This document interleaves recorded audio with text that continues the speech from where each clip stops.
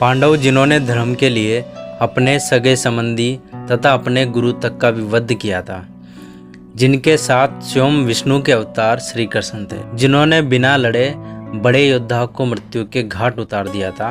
पर ऐसा क्या हुआ कि अर्जुन को बलराम से बचाने के लिए हनुमान जी को गदा चलाना पड़ा?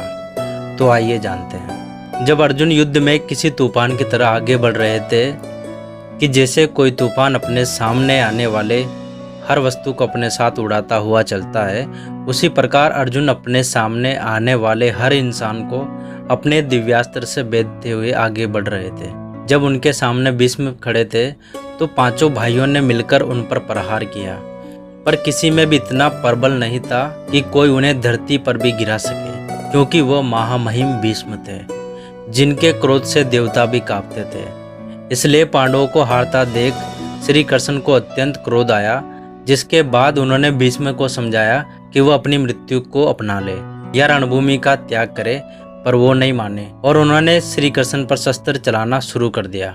उसी के बाद श्री कृष्ण रथ से उतरे और उन्हें मारने के लिए, पर उसी के बाद अर्जुन श्री कृष्ण को रोकते हैं। जब वे नहीं रुकते तो अर्जुन भीष्म की तरफ जाकर श्री कृष्ण को रोकने के लिए बाण चलाते हैं। तभी उस समय श्री कृष्ण समय को रोक देते हैं और कहते हैं, यह तुम क्या कर रहे हो पार्थ?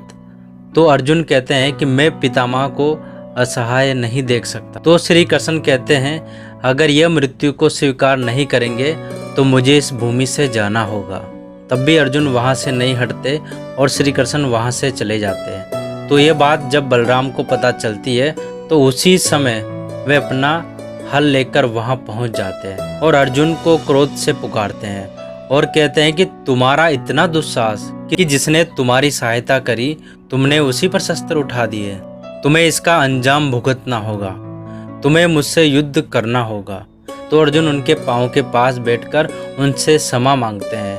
तभी बलराम अपने मूसल से उनके सर पर प्रहार करने वाले होते हैं। वैसे बजरंग बली उस झंडे से निकलकर हवा की रफ्तार से अर्जुन के सर के आगे गदा लगा लेते हैं, तो वे बलराम के प्रहार से बच जाते हैं। फिर बलराम का क्रोध और बढ़ जाता है। तभी वे अपने मूसल से बजरंग बली पर प्रहार करते हैं, तो बजरंग बली अपने गदे से उनके मूसल पर प्रहार करते हैं। तभी उस मूसल को दो भागों में फाड़ देते हैं। तभी बजरंग बली उन पर दूसरा प्रहार करने वाले ही होते।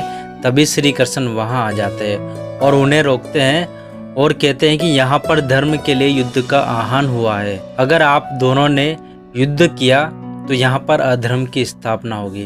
तभी बलराम को श्री कृष्ण सब बताते हैं और तब जाके बलराम वहाँ से प्रस्थान करते हैं। ऐसे और भी फैक्ट देखने के लिए हमारे चैनल को सब्सक्राइब करें और बेल आइकन को दबाना ना भूलें और कमेंट में जय बजरंग बली जरूर लिखें।